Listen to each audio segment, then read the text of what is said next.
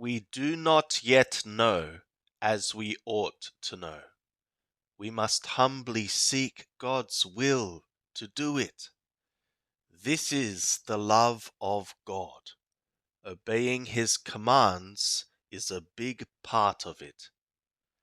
Today I feel more compassion for the world, including Jews, Christians, and Muslims, as well as the polytheists and atheists, etc.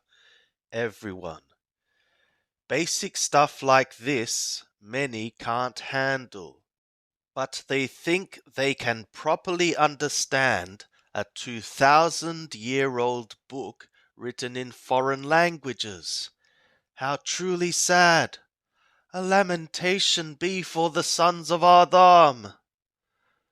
Humans are unintelligent, but in pride they are typically going to assume that they are right and assert that they are right. They might even, in words like I'm saying here, be saying, "Not by my intelligence, but by the grace of God, I'm a Christian," whatever they say they are. Insert a false and lawless belief system here. Thus they are proud to be associated with what is actually a false doctrine, and such humility has produced a life of willful sin, rather than the repentance that leads to true life, which is seen through people actually doing by nature what God commanded in His law. They throw out the law, the means by which they would see that they are not humbly walking in faith as they should, that no, not all is well with their soul.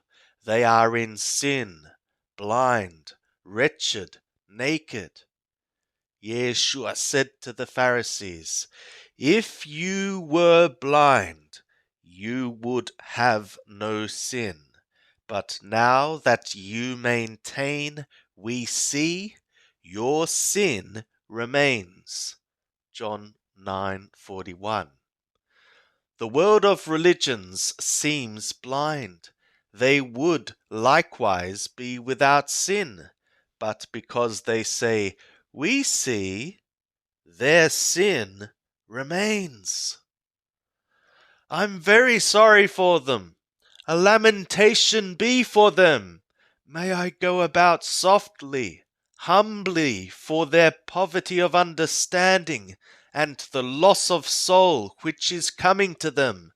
And may I be ever grateful for the grace of Yahweh God, because it could have been me. And if I do not continue in humility, I suppose it will be me. And perhaps it is already me, and I don't know it, from a lack of humility. I need Yahweh's help daily, or I may convince myself that I know and perform His will, whilst I suppose, not realizing that I am failing in some important way to fulfill His will. I'm really concerned, because in my journey I sought God that I might find, and He graced me to find and to believe and to apply my mind to study and to learn, and thus to use the intelligence He gave me. And I would say that it is through these things that He made me to know His will better. And I do hold that to be true. But perhaps the average human lacks the intelligence to test out things to the extent that I do, or even to understand the results of such a test. I think they should do what they can, but I see that many hasten to fill up their lack of knowledge by entrusting their soul to another human, maybe someone a little bit more intelligent than they, who likewise hasn't done such testing. And they are caught up together, the blind leading the blind, so that both fall into the pit. And why did God allow them to be trapped? because they were essentially putting their own will first instead of God's.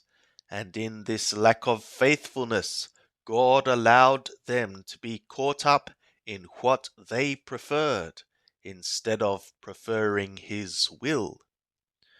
Without His help, even the most intelligent are going to be caught up in misunderstandings. He opposes the proud, but gives grace to the humble. So every one of us needs to humble ourselves before Him. Humbling ourselves before Him means prioritizing Him above us, seeking His will more than our own, and not assuming we know all we need to know. It means loving Him with all the heart, soul, mind, and strength. This is the obedient, saving faith. We need to be hungering and thirsting for His will to do it.